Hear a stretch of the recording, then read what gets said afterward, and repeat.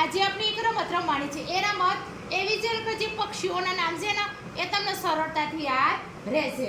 હું વ્યક્તિગત બધાને એક એક પક્ષીનું નામ આપીશ. હવે જે પહેલા વ્યક્તિના જે દાખલા તરીકે માહી છે, તો માહીને મેં કાગડો નામ આપ્યું છે.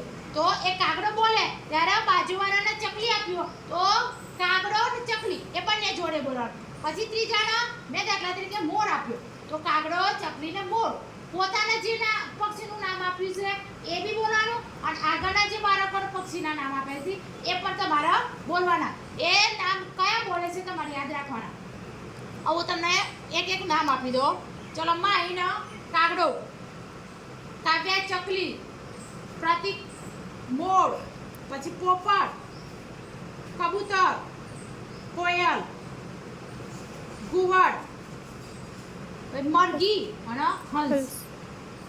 ચલો બકા, મારી બેન શરૂઆત કરો. તમને શું આપ્યું? કાગડો. સરસ. હા, કાગડો, ચકલી, મોર. સરસ. કાગડો, ચકલી, મોર, પોપટ. સરસ. કાગડો, ચકલી, મોર, પોપટ, કબૂતર. સરસ. કાગડો, ચકલી, મોર, પોપટ, કબૂતર. કોયલ. સરસ.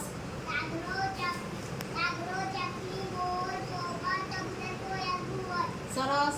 કાગડો, ચકલી, મોર, પોપટ, કબૂતર, કોયલ, ઘુવડ. સરસ.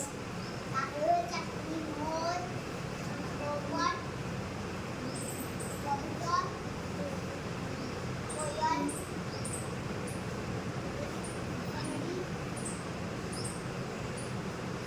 શું છે એમાં? ઘુવડ, હા, સરસ. મરઘી, હા, સરસ.